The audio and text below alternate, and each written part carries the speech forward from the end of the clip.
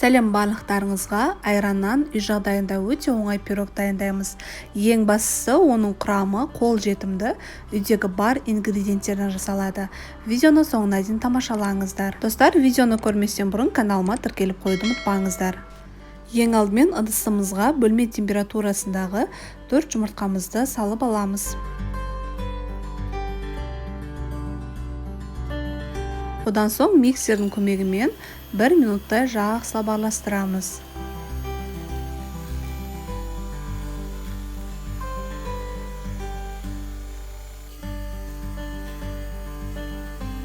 Одан кейін оның үстіне қантымызды қосамыз. Қантымыз ерігенше 2-3 минуттай араластыруларыңыз керек. Және де оның көлемі 2 есеге ұлғаяды. Одан соң бөлме температурасындағы айранымызды, сұйық майымызды құйып, тағы да 1 минуттай араластырамыз.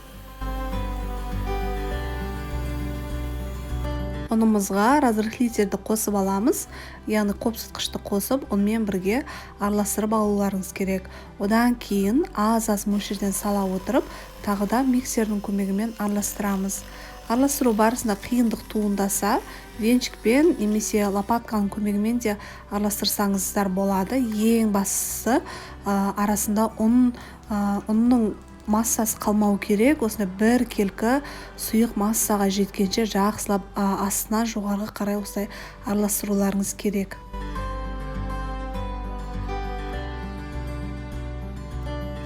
Одан кейін противенге пергамент қағазын төсейміз. Осы орайда пештеріңізді қыздырып қойыңыздар. 170 градуста пісіріп аламыз. Пергамент қағазын төсеп, оның үстіне біздің дайын болған тестамызды осылай салып шығамыз. Барынша бір келкі етіп, лопаткамыздың көмегімізбен жайып, қызып тұрған пеште 30-35 минуттай беті сарайғанша пісіріп аламыз. Мінеке достар, үй жағдайында айраннан және де үйдегі бар ингредиенттерден біздің пирогымыз дайын болды. Міндетті түрде жасап көріңіздер. Өте оңай жасалады, балаларыңызға да жасап беріңіздер. Сіздермен бірге болған Арайдың асханасы. Менің каналыма міндетті түрде тіркеліңіздер. Сіздермен қоштаспаймын. Келесі видеода кездескенше.